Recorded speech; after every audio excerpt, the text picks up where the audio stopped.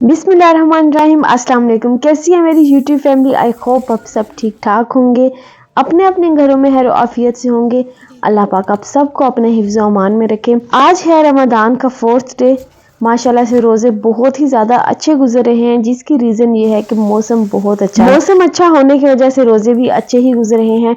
आप लोग बताएं कि आपके एरिया में ठंड है, गर्मी है, क्या वेदर है आपके एरिया में? अच्छा, यहाँ पर व्लॉग स्टार्ट हो चुका है। रात के तकरीबन 12 या 1 बजे का ये टाइम था। हम लास्ट रमज़ान के अफ्तारी में जो चीज़ें बची थी ना वो खा रहे थे, और साथ हमने ड्रामा ये देखा। ये हम टीवी का कोई नया ड्रामा शुरू हुआ है, Ramzan series I think so. थोड़ा सा रेस्ट किया और उसके बाद हो चुका था टाइम सहरी का।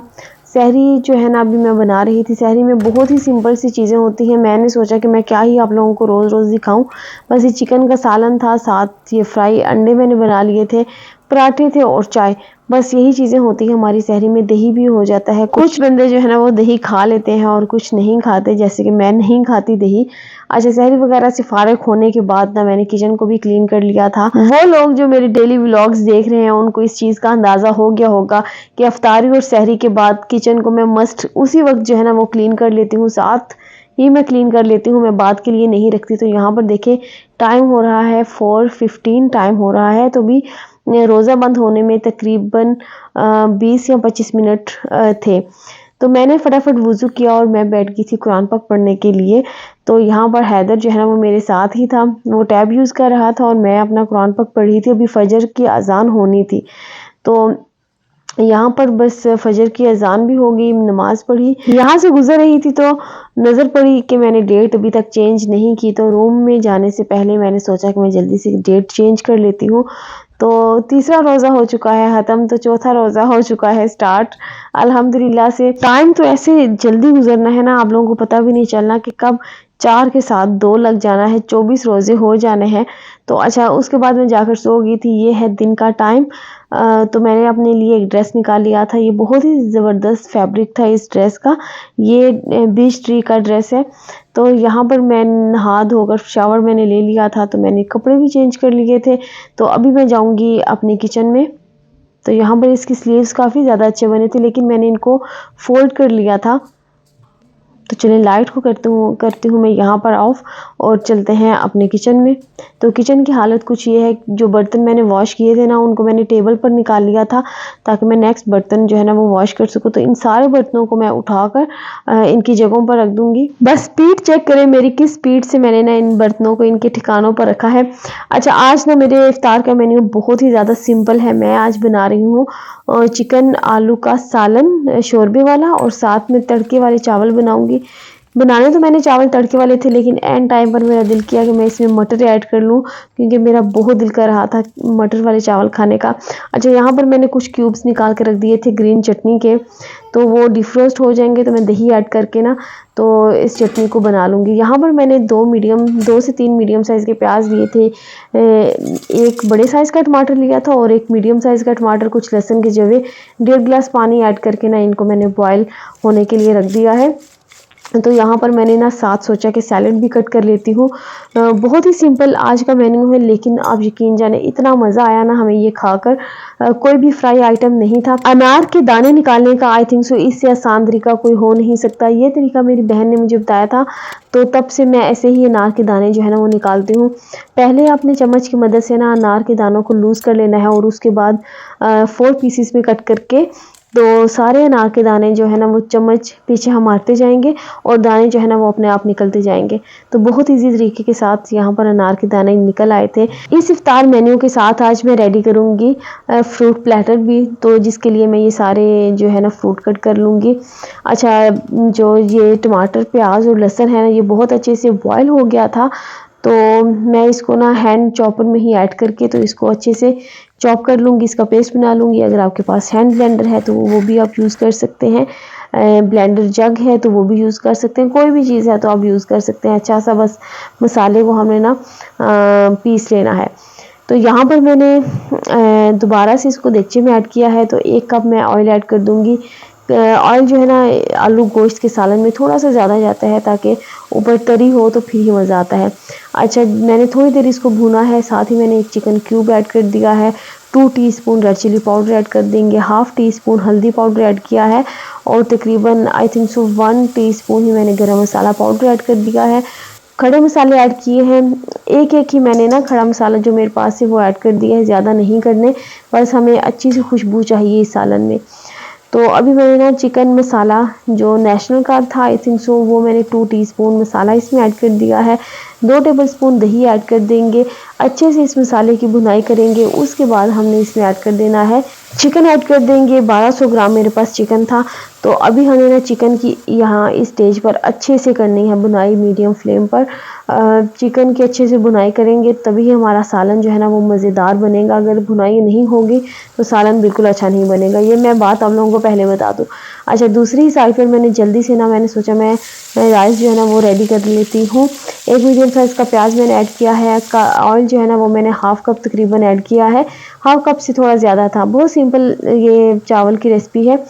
प्याज शामिल किए, प्याज जब गोल्डन ब्राउन होंगे तो उसके बाद मैंने 1 टेबलस्पून भर के अदरक ऐड की है और half tablespoon garlic paste, 2 chicken cubes, 1.5 teaspoon salt, 1 teaspoon chilli flakes, 1 teaspoon भुना कुटा हुआ ज़ीरा, 1 टीस्पून भुना और कुटा हुआ खुश्क धनिया ऐड कर देंगे। इन सारी चीज़ों को ऐड करके ना हमने मटर भी मैंने तकरीबन 1 कप लिया था, वो ऐड करके ना अच्छे से मैंने इनको भून लिया था। उसके बाद मैंने चावल ऐड कर दिए हैं, पानी ऐड कर दिया है। जब चावल का पानी ड्राई हो जाएगा, थोड़ा सा पानी इसमें रहेगा, तो तब हमने इसको दम पर लगा देना है 10 से 12 मिनट के लिए। तो यहाँ पर देखिए बाद में ना मैंने आलू भी शामिल, जब चिकन अच्छे से भुन गया तो उसके बाद मैंने आलू शामिल करके दोबारा से अच्छे से भुनाई कर ली है। पानी ऐड करके ना इसको जितने आपने पतला रखना है या थिक रखना है ये आप ही डिपेंड करता है। तो बस हमारा आलू गोश्त का सालन भी तैयार है और मटर वाले चावल भी रेडी हैं। तो यहाँ पर मैं फ्रूट प्लेटर जो है ना वो रेडी कर लूँगी। अच्छा, ये मेरे पास जो अमरूद है ना इनके सीड्स बहुत ज़्यादा सख्त होते हैं, तो मैं बहुत आसान तरीके के साथ ना स्पून की मदद से इनको रिमूव कर देती हूँ।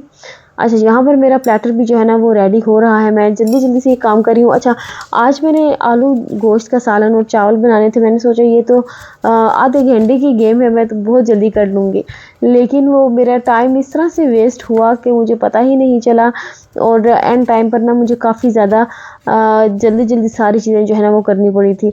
हम जब ये चीज़ सोचते हैं ना कि ये हम बहुत जल्दी कर लेंगे और हम बहुत उस चीज़ को लाइट लेते हैं, तो वो उसी टाइम जो है ना हमें काफ़ी ज़्यादा मुश्किल का सामना करना पड़ता है। खैर अल्हम्दुलिल्लाह से शुक्र है अल्लाह का, मेरी तो टाइम से हो गई थी, लेकिन ये है कि मैंने एंड टाइम पे मुझे बहुत जल्दी हाथ अपना चलाना पड़ा था।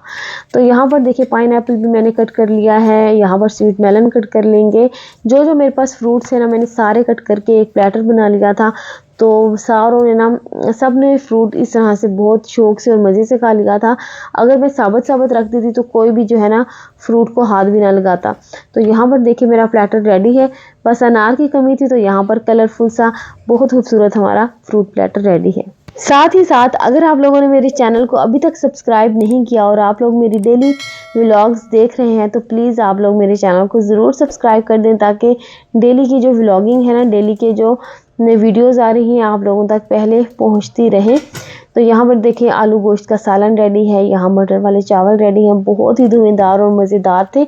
मज़े की बात ये कि मैंने बिना चखे हुए ये दोनों चीज़ें बनाई और बहुत मज़े की बनी है।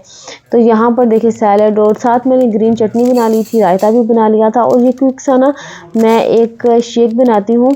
बहुत मज़े की जो चीज़ मेरे माइंड में आ रही थी ना वो मैं इसमें डालती जा रही थी। तो ये मेरे पास ना ये केक है और इसके अंदर आइसक्रीम होती है, ये यहाँ पर बहुत इजीली ना 100 फील्स में मिल जाती है। वो ऐड किए, मेरे पास कुछ कैरेमल बिस्किट्स थे वो ऐड कर दिए थे, कंडेंस मिल्क ऐड कर देंगे, दूध ऐड कर दिया है मैंने तकरीबन 2 से ढाई गिलास दूध ऐड किया है।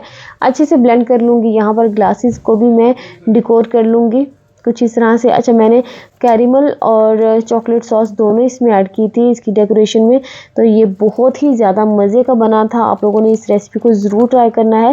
अगर आप लोगों को समझ नहीं आई तो आप लोग मुझे कमेंट सेक्शन में कमेंट कर दें, इंशाल्लाह नेक्स्ट मैं दोबारा से इस रेसिपी को बनाकर आप लोगों के साथ शेयर करूँगी इस रेसिपी को डिटेल के साथ। अच्छा, लास्ट पर जस्ट मेरे ये शेक ही रह गया था, तो ये मैंने बना लिया, तो इसको भी मैं लेकर बाहर आ गई थी। सब जो है ना वो अफ्तारी कर रहे हैं, मैं भी जल्दी से अपना रोज़ा खोलती हूँ। अल्हम्दुलिल्लाह से रोज़े बहुत ही ज़बरदस्त बहुत अच्छे गुजर रहे हैं। आप लोग मुझे बताएं कि आप लोगों के रोज़े कैसे गुजर रहे हैं, जिस कंट्री में हैं, जिस शहर में आप लोग हैं वहाँ का वेदर कैसा है। अच्छा, पाइनएप्पल बहुत ही ज़्यादा मज़े का बना नहीं, बहुत मज़े का निकला था, बिल्कुल भी खट्टा नहीं था, बहुत ज़्यादा मीठा था ये और बहुत मज़े का। आज मैंने सोचा कि अपने मेन्यू को बहुत ही ज़्यादा सिंपल रखती हूँ, क्योंकि काफ़ी दिनों से हम काफ़ी ज़्यादा चीज़ें जो है ना, काफ़ी ज़्यादा वैरायटी बन रही थी। तो आज मैंने सोचा कि आज बहुत ही सिंपल और सादा सा खाना मैं रखूँगी। और आप यकीन जाने कि ये खाकर इतना ज़्यादा मज़ा आया ना मुझे। तो ये प्लेट आप चेक कर सकते हैं कितने ज़्यादा मज़े की लग रही है ना। अच्छा, मेरी ज़्यादा कोशिश होती है कि मैं फ्राई आइटम्स ना ही बनाऊँ, लेकिन बनाने पड़ते हैं और बनाने पढ़ेंगे आगे भी चलकर।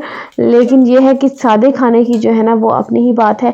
तो यहाँ पर खाना शाना सब ने खा लिया था, अफ्तारी हो चुकी थी। तो किचन देखें, किचन की हालत कुछ ये है।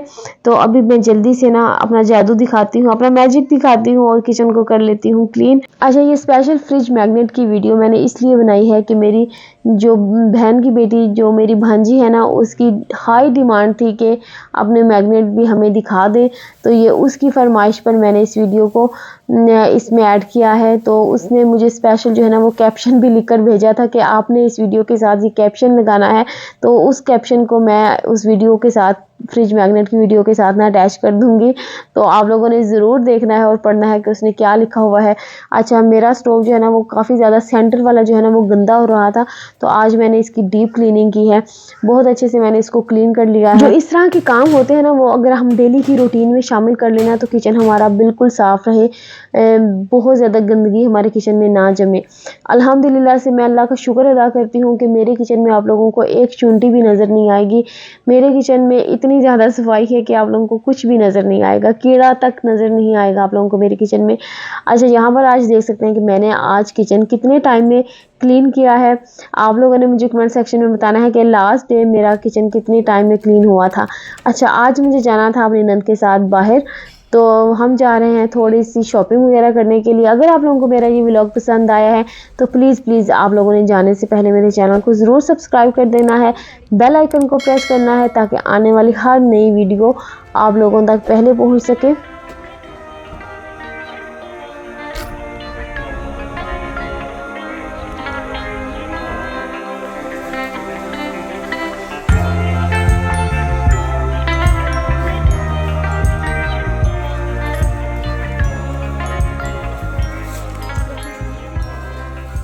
अच्छा, कुछ शॉपिंग मैंने की और कुछ शॉपिंग मेरी नंद ने की। और उसके बाद हमने ना थोड़ी देर बैठ के यहाँ पर कुछ खाया पिया। यहाँ पर जैस्मिस एक ब्रांड है, तो वहाँ से हमने ना कुछ नगेट्स वगैरह ऑर्डर कर लिए थे। और क्योंकि हमने अफ्तारी वगैरह तो बहुत अच्छे से कर ली थी, बस ऐसे ही हम बाहर निकले तो मैंने सोचा कुछ खाया पिया जाए। तो उसके बाद हमने आइसक्रीम जो है वो भी ऑर्डर कर ली थी। आप लोग मुझे प्लीज़ कमेंट सेक्शन में बताएं कि आप लोगों को मेरे व्लॉग कैसे लग रहे हैं। कमेंट सेक्शन में ज़रूर कमेंट कर दें कि आप लोग किस मुल्क, किस शहर और किस टाइम पर मेरी इस वीडियो को वॉच कर रहे हैं। ओके, अल्लाह हाफिज़, दुआ में रखें याद।